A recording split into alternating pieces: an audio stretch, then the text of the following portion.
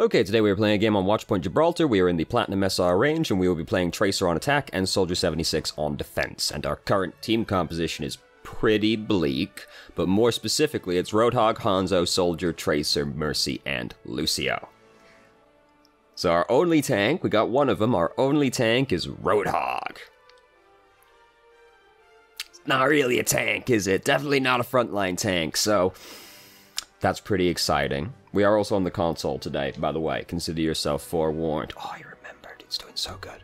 Let's start the game. So it took us a little while to decide what we wanted to do, so we're a little bit late to the party. It's alright, that means we got to miss out on being tased by Symmetra. So, now, Storm Arrow has happened outside and killed Soldier. He's very upset about it. I can hear him complaining. You can't hear him complaining, but I can hear him complaining. He's complaining about Storm Arrow right now. That's fair enough, honestly. I also hate Storm Arrow. So we've spent a long time coming around the backside, and we're going to try and creep in on Baby Diva. It didn't work. Now we're trying to creep in on Junkrat. We've used Recall mad early.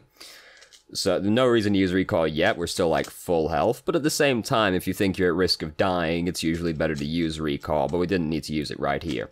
Secondary follow-up. It's difficult to kill someone through Mercy healing them. Then we take a big burst of damage from a bunch of things at the same time. So even if we had Recall, chances are we don't react in like a fraction of a second and Recall out of that one. But it's difficult to kill someone through Mercy's healing beam, just in general. And also, Mercy was relatively by herself. Her entire team were pushing up into illegal positions. So we could have tried to kill her while she was isolated instead of trying to kill Junkrat, who is the harder target to kill at that point in time. Bare minimum, we could force Mercy to GA forward to get away from us, and then she'd be right in the enemy team getting killed, which she wouldn't be super stoked about in all likelihood. So now we're trying to bully around the Mercy. She's up here with Diva to protect her. It's not much. Did we really need to recall right there? Not really. We hadn't taken that much damage yet. And it is just Diva. And then we've immediately taken the damage again, which is unfortunate. So the fight's kind of been going well over here. Here comes Junkrat. We managed to dodge the majority of the damage, recall, recover a bunch of hit points, and then trip over a bomb behind us. That always happens to me when I'm playing Tracer. This is why I'm bad. I always blink backwards and just trip right over a Junkrat mine because I have no awareness at all. I also can't aim. That's also a different problem, though. So here comes the tire. Tire's scary. We recalled when we didn't need to, because we're, like, way far from the tire. Looks like it was panic more than anything else. Try not to panic. Just general advice for life, really. Walk up and stick Orisa. Didn't really need to stick Orisa. I'm not a fan of sticking tanks in general, especially after... I never was, but especially after they nerfed the damage on Pulse Bomb as well, specifically because they didn't like people Pulse Bombing tanks. And Orisa is just, like... You can just, like, shoot her in her massive head, you know? We also don't know how wounded she is yet, and if she's, like, full health and has Fortify, she lives, so we don't want that to happen. Regardless, though, we've done it, she's dead, whatever. Didn't need to do it, but we did it. She's dead now. So, it's alright, we can come over here and farm Diva, and look at that, we got half a Pulse Bomb built back up again. Isn't it crazy how that happens? Bully Junkrat, bully Mercy, easy money. She stopped to try and rest someone. She's fucking dead. Not much you can do about that one. Now then, our team has not exactly been pushing super hard behind us. It's moving. Now it's not moving, actually. So, you know, we've almost got Pulse Bomb built back up again. We have spent a long time kind of like fucking around over in this corner, but now we're going to kill Diva. So it all works out. We got something done in the end. Now we're gonna... I was so afraid we were about to stick Orisa right there. Please don't stick Orisa again. Either way, right? At this point, they're, like, staggering in just to, like, touch the objective. But, like, let's be real. We know how this is gonna go. This checkpoint, we got it. They're trying to force their way out the door. If they start coming through the door, we can just throw the Pulse Bomb into it and kill all the people trying to push their way through. Gibraltar's, rather hazardous point to try and get up to. Very optimistic lob. Again, I still don't like sticking tanks for all the aforementioned reasons. Did she already use Fortify, though? Or, No, she hasn't used Fort, she uses it right there. So, you know, if we stick her and she's got Fortify and she's full health, she doesn't die. It's what, 300 damage on the Pulse Bomb now? Right? Correct? Hold on. Gonna do some research real quick. Please pay attention. Fox News and CNN. This is how research is done right here. I'm giving you a live example right now. Pulse Bomb does 300 damage plus 5 impact damage. I didn't even know the Pulse Bomb did impact damage. That'd be really funny if you killed someone with the impact damage from the Pulse Bomb rather than the actual explosion. You'd be really, really upset about that one. But, anyway. So if she fortifies 300 damage, takes 150 damage. It's not very exciting. So if you're going to stick an Orisa, the goal is basically like to either force her to use Fortify before you stick her, or drop her low enough that she'll Fortify and still die, which is quite low at 150 hit points to stick her. Like, you might as well just, like, continue shooting her at that point. But, you want, bare minimum, you want to know she isn't going to, like, Fortify it and just, like, basically take no damage from it, because that'd be very sad.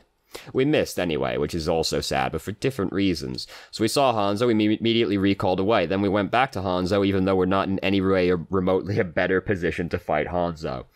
Hanzo is very scary to approach as Tracer, for, like, that reason, basically. And if with Storm Arrow as well, right? He's got a lot of chances to get that one shot. One shot doesn't kill you, even if it's a headshot with Storm Arrow, because that's 140 damage. After they nerfed it today, because now it's 70 damage.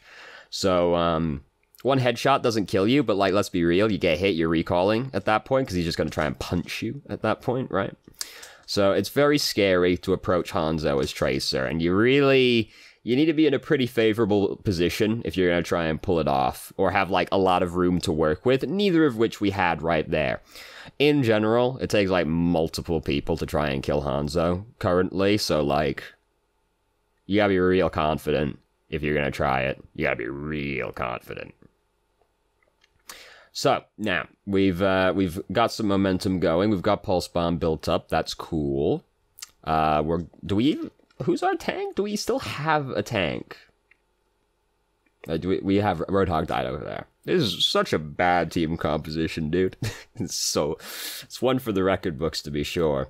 Yeah, yo, console players. Let me know, is our team comms generally worse on console? Are they more prone to being things like this? Because outside of, like, low SR on PC, it doesn't feel like that many team compositions are this way, except in very low SR, where obviously, it's no man's land down there. Does it feel like it's usually this way on console? I don't play on console, so I'm curious. So we ran up and stuck Orisa, which I'm still not a fan of. We will break the bongo, bare minimum, nothing else. We didn't actually see Anna. That's just like a happy little accident that we got her right there, so that's cool. Still not a fan of sticking Orisa, but hey, we got the bongo and Anna. Anna was a bonus, but we got her. Fortify is really strong. You know, like, damage reduction is, like, really strong, basically. So it's scary. So we're going to bully this Baby Diva to death. Baby Diva, actually kind of scary to Tracer, because she can spam a lot of shots in there, and it doesn't take that many shots to kill Tracer. I've seen a lot of Baby Divas kill Tracer. It's very sad. Oh, Storm Arrow. Kills you right now, because this is pre-nerf, but now 70 damage times 2, 140. Widow is 2.5. Hanzo, I don't believe, is 2.5. I believe he is just 2.0 damage modifier for a headshot. This is where somebody's like, nah, fake news. He'd absolutely still die because it's 2.5. And I'm like, god damn it. So, anyway, we've got the second checkpoint. So, we're like, honestly, I think the third checkpoint is the hardest point to capture on this map. So, like, you know, we still have miles to go before we can sleep at this point. But fortunately, we caught a lot of people at a bad spawn. This is, like, one of the worst spawns in the game, right? Well, no, this is probably the worst spawn in the game, right, if you get here. Because I would have said previously it was second checkpoint on Blizzard World, but they've made that better. Didn't really need to use Fortify Recall right here, because, yeah, we got shot by Hanzo, but Hanzo's dead. So, and when most of the other team, I think the entirety of the rest of their team is dead right now. So there's nobody here to do the, no, not quite everybody, but almost everybody was dead at that point. So there's nobody here to do that last bit of damage to us. So rather than use recall, we could just like fall back and get healed or pick up a health kit. If you don't have to use recall to heal, it is preferable to just pick up a health kit or go back and get healed. And then you can save recall, which is a very important cooldown for Tracer because it's how you survive in bad situations, you know? Anyway, I would have previously said Blizzard World's second checkpoint was the worst spawn on the map for the defending team, but they made that better by moving the checkpoint up a little bit. It's still bad, but I don't think it's as bad as Gibraltar third checkpoint, because if you spawn, like, right as they capture that second checkpoint, you are fucking dead. And there's, at least you can throw yourself off the cliff, though, right? Like, if you know you got a bad spawn, you can go out the right door and throw yourself off the cliff, but, like, that doesn't feel good now, does it? Nobody likes throwing themselves off the cliff in this game. We've all seen it, the Mercy that knows she's gonna die, and yet she still just spends, like, 10 minutes floating down to her death. Like, just accept it. Just die with dignity. Anyway, so they have a lot of tanks at this point, so Tracer is progressively getting harder to play, and Bridget as well makes things difficult for Tracer. She's better at fighting tanks than Genji is, because Genji is, like, not very good at that. I just want to look at their team, because we pushed real quickly here. They actually don't have that many tanks. I lied to you. They do have 2.5, 3 tanks, depending on how you view it, but they're not super inconvenient for Tracer. We do have to obviously worry about Roadhog, but, like, it's got to be a pretty sick hook. The thing that's most scary is, like, Zarya bubbling the person we pulse bomb, but we can just have some self-control and basically wait till we see the bubble before we do anything. So, anyway, it's not the end of the world. Bridget's scary, though. Bridget's very scary to Tracer. So, now we're trying to bully Anna. Anna's not a very big fan of it. She's slowly getting encroached upon by several men. Nope, never mind. Noises, don't worry about it. So, everybody's dead, Dave. Everybody's dead. Soldier just killed everybody. We don't have to worry about too much right now. Nice. Wolves did appear right in front of us right there, but now we're looking for him. Like, where'd he go? Where did he go? Where'd he go, George? Look, we know how this is gonna go. We can see the writing on the nano-boosted Bridget is pretty scary, actually. Oh, and when we bravely approach her, we use recall right here, it's fair enough. We were purple at the time, we don't want to be purple. Oh, this was heartbreaking. It's like, Reinhardt just, like, pops him straight up in the air after we use the pulse bomb. Probably didn't need to pulse bomb her regardless, because she is, like, on the ground, quite helpless. But that's, it feels bad, man. Anyway.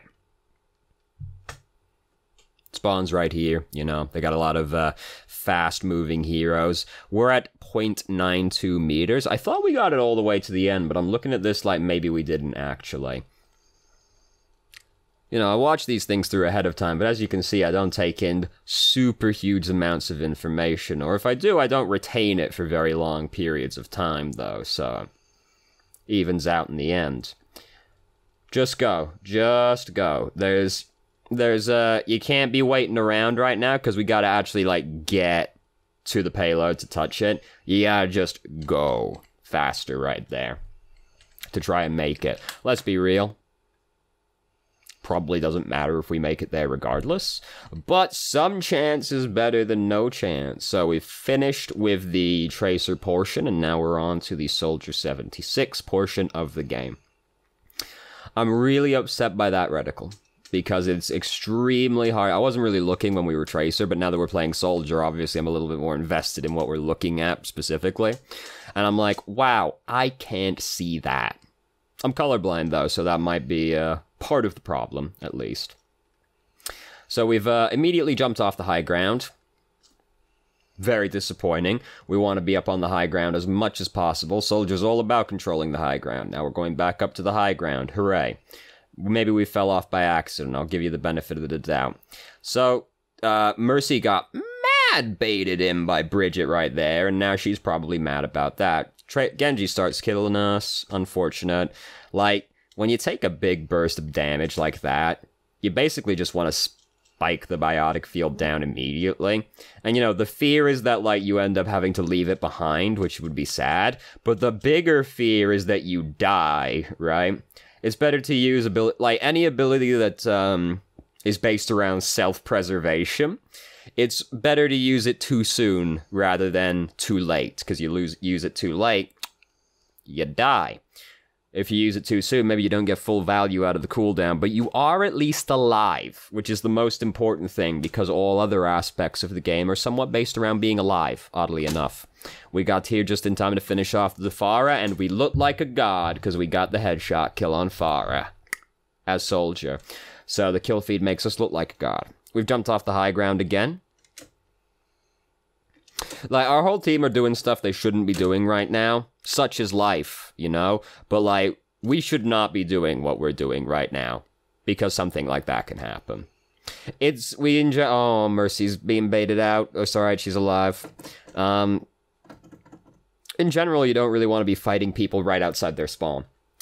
Partly because it's easier to die, but also just, like, killing someone right outside of their spawn doesn't really do anything, right? Because ideally, you kill them as far away from the spawn as possible, because the total time it takes you to reinforce is your respawn time, plus however long it takes you to get back to where you were, right? Or where your team is currently fighting, which can be very far away. Like, imagine you're defending the first checkpoint on any 2CP map, right? You die. The time it takes you to reinforce is 10 seconds, because that's the respawn time, plus like 20, 30 seconds to get back to the objective based on like how many movement abilities your hero has, right? Like, whereas killing somebody like right outside their spawn door is just 10 seconds and they're back, basically. So it's just like, it's easier to die, and just like killing someone right outside their spawn just kind of doesn't do anything, you know? Where if we're on, like, Gibraltar, really we don't like to fight over this corner that much. And, like, sometimes you get to if you have, like, a really, like, dominating high ground control team. But usually the strat on Gibraltar is you stand up here, basically just to generate as much ult charge as possible during this opening stage while they're pushing towards you. Because realistically, they'll probably just march it right underneath you. Unless you have, like, a really oppressive team composition, like fucking, like, Soldier, Bastion, or some shit, just sitting up here just, like, bombarding them the entire time, and they actually can't, like, push it through. But realistically, they're gonna push it underneath you. And then the strategy is basically go around here, jump down, fire down into the ditch at them. And the thing is with that is that, like, if you die defending the ditch, right, you still have time to get back because your spawn isn't that far away. So they'll have to push it, like, up this way. You'll get back when they're, like, here. So you'll have time for the one more fight right afterwards. And it's just, like, being back here or up here at the top of the ditch, it's just such an easier position to defend because it's you know, we have a choke point going right here. The flanks are easy to watch. You can have high ground control from the ledge back there. It's just that, like, fighting right here is really difficult unless the enemy team is bad. So really, we don't like to fight this far up in general, but if your team is electing to do something stupid, you just basically have to come and do something stupid with them. But we have elected to do more stupid things than we have to do, like what we're doing right now. Because we're a really long-range hero, right? Soldier is a really long-range hero. Soldier's whole thing is just about getting, like, the biggest line of sight possible and just basically threatening in that entire space. Because Soldier has a very long range. Obviously, he's not, like, Widowmaker range, right? He's not, like, a full-on sniper, but he's only one tier below Widowmaker. So the whole idea for Soldier is just that you set up in, like, the biggest field of view possible, which is typically the high ground, and then you just oppress that entire area with your very consistent damage output. Whereas, you know, we're doing a lot of, like, running up and fighting them outside their spawn, which is not really Soldier's bag. It's not many heroes' bag, but it's definitely not Soldier's bag. We were just playing Tracer previously. I do think that, like, if you make, like, a dramatic hero shift between rounds, or just, like, in the middle of the same round, I do think that, generally makes you play worse at the second hero, because, it's like if you're playing, like, fucking Zenyatta, you're basically playing like a bitch the entire round, right? But then suddenly you change to, like, Winston, right? Suddenly you have to shift gears very rapidly and go from big bitch to diving on the enemy team. I think that there's something to that. I just realized there was something I wanted to point out at the time, because I just saw Mercy using Valkyrie. If you go back and watch when we were attacking the third checkpoint, Mercy with Valkyrie fucking hunted down somebody on their team at one point, like, went after him.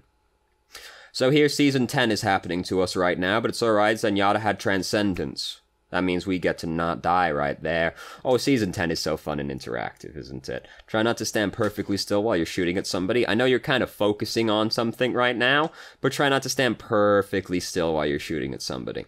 Just makes it easier for you to die, and we want to cut down on your odds of dying as much as possible, right? As, you know, bobbing back and forth doesn't necessarily dramatically increase your chances of survival, but it does increase your chances of survival for not much extra difficulty. So it's worth doing. Again, we're pushing way far up. We shouldn't be so far up. Like, right here, we can stand on that high ground behind us basically the entire time, a soldier, and still be helping our team because of our range, right? We don't need to be going anywhere near as far up as we do.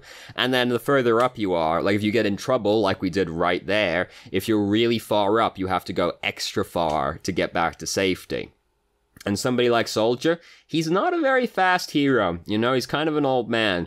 Granted, Sprint is actually one of the best movement abilities in the game, just because you can cover large distances very quickly. You know, it's someone like Tracer or Genji's going to beat you short term, but if you got to go like a long distance, Sprint is a really good movement ability. But like, Soldier's not a very fast guy, right? Like, if you're in a bad spot, you are probably going to die as a result. So, fight looks like it's still possible to win at this point, so, like, I'd use Tac Visor right now.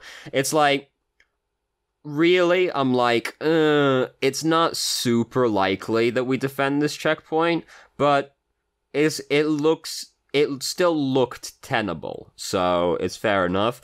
Unfortunately, there was some C9ing happen, because as we saw, we did actually kill, like, a lot of people, but unfortunately, they just kind of pushed it right in, so that sucks. We're way far up again still. We don't want to be this far up. This is true of all checkpoints with a gate, right? If the gate closes, you don't want to fight before the gate closes. Because if we fight out here, we got all the same problems as before. We're right outside their spawn. We're easier to kill. We've got further to run to get back to safety. Blah, blah, blah, blah, blah. Killing them isn't as impactful. But it's also like, if we just wait for them to push it like here, this gate closes, and then they have way less options for getting in here, right? Because then they just have thus 4 small fuckholes, basically, right? And you can watch all of them really easily on this map, right? This is the hard part of this map. Well, one of the hard parts of this map, because I still think the third checkpoint's harder, usually. Getting like, if you stall out right here, or suddenly you don't have very good options for getting back in that doorway. Similarly to how Eichenwald was before they kept the gate open, you just had the 2 fuckholes on the side, right? Because the gate didn't stay open at one point in time. And like Junkertown, third checkpoint, if you stall out right after the gate closes, it's really hard to walk back up to the payload. Same deal right here. So any map that has a gate that closes behind the payload, you really don't want to fight before the gate closes, because you just limit the attacking team's options more than anything else. There's the other things that, like, you know, it's easier for you to die and all that as well, but, like, it's like bare minimum, you want the attacking team to have less options, you know? You never want them to have more options. So, again, don't stand perfectly still while you're shooting at somebody, you know, just, like, bob back and forth a little bit, but also, just, like, target priority-wise, we can do better than shooting at the tank right now, right? Like, this, Reinhardt's like, yeah, we'd like him dead, but, like, here's the thing. Mercy's right there. Pharah's right there. both of these people are a higher priority target for us than Reinhardt is. If you can attack a DPS or a support, they are almost always the better target to attack. Because that's the whole point of the tank, right? Is that you want to be shooting at the squishy targets, but the tank makes you pay attention to them instead. We could do better than shooting at Reinhardt right there. We got other higher priority targets in view. Especially as Soldier. We killed him. We killed that Zenyatta right there. Feels bad, man. He's probably not happy about that one, but we killed Genji in the end. So, we didn't need to jump down here again. This is very scary, and we are now hacked on low ground as a result. We can just, like, keep rotating back and forth through the ship and stay on the high ground the entire time up here. We want to minimize being on the low ground as much as possible as Soldier. Really, as, like, any long-range hero, this is really sad for Sombra. Yeah. Rihanna, sorry. Any, like, remotely long-range hero, like, you want to minimize time spent on low ground. Like, McCree doesn't really want to be on low ground either, but he's a much shorter range hero than Soldier is, so sometimes his hand is forced, you know? Like, but you want to minimize time spent on the low ground. Terrible time to use Tac Visor. The only person alive right now is Reinhardt, and, probably don't need to use Tac Visor to shoot him. And there's only going to be one fight left, right? So, like, Reinhardt dies right there without us using Tac Visor. The rest of his team are going to be trying to push into the hangar without him because they're running out of time. So we can just use Tac Visor on them as they're pushing through the doorways. Just using Tac Visor on Reinhardt there is a tragic use of company resources. We can just use it right now to just, like, fuck the Pharah as she's coming through and anybody else that runs after them. As we can see, this obviously ended up not mattering, but that's something that easily can matter. Like, Tac Visor is a very scary ultimate. You don't want to just spend it on, like, a dude, right? Unless it's a very scary dude. Like, maybe if Genji's using Dragon Blade, you might consider it, but, like, you don't really want to spend it on a dude. And you really don't want to just spend it on somebody who's easy to hit without it. Oh, feels bad. Zenyatta's like, yeah, that's right, I'll kick my student's ass, and then I'll kick his brother's ass as well. Like, tanks are really easy to hit, so you don't really want to use Tac Visor on them either. It's like, if I saw anybody use Tac Visor to hit, like, Roadhog, I'm just like, what are you doing, dog? Or, like, when they're in the enemy teams in the Graviton and the person uses Tac Visor, I'm like, what are you doing, dog? Like, you can just hit the people in that Graviton. You don't need to use the Tac Visor for it, right? So there's, you know, Tac Visor is a very strong ultimate. You want to try and get more value out of it than just, like, hitting a tank. Here's a general thing for, like, Soldier, because you're in sort of the SR range where it starts to matter. You can cancel you can cancel Soldier's reload early with all of his abilities, including Sprint. Because he slaps it's like a pulse rifle, or so it slaps the battery in the top, right? And then it does this little cocking animation at the end of it. Once he's slapped it into the gun, he's actually finished reloading. So you can cancel the animation slightly early with any of your abilities, right? So ideally, it's you shoot into these people, you're reloading, slap, and then you, like, cancel it with Helix Rocket or Sprint or something like that if you need to reposition, right? You can cancel his reload with all of his abilities. So you're in the SR range where that kind of starts to matter, because it is a slight increase in DPS, which begins to matter as you climb. So just try and, like, practice animation canceling with your abilities as Soldier. The easy one is just to use Helix Rocket, and basically you can just, like, look at the ammo counter in the bottom, and just as soon as you see the number go up, you can use any of your abilities to cancel the cocking animation on the gun. And then eventually, like, once you've done it enough times, you'll just be able to do it by muscle memory. You won't have to, like, keep track of the counter or anything anymore. It's something that does increase your DPS, and you're in the SR range where it starts to matter at Platinum. So I would recommend practicing that as well. So, thank you very much for watching if you did. If you have any questions, feel free to ask. I'm more than happy to answer. If you haven't already, you can join our Discord and ask questions more directly, and have a conversation about them, or just shitpost with us. And I hope you found the video helpful.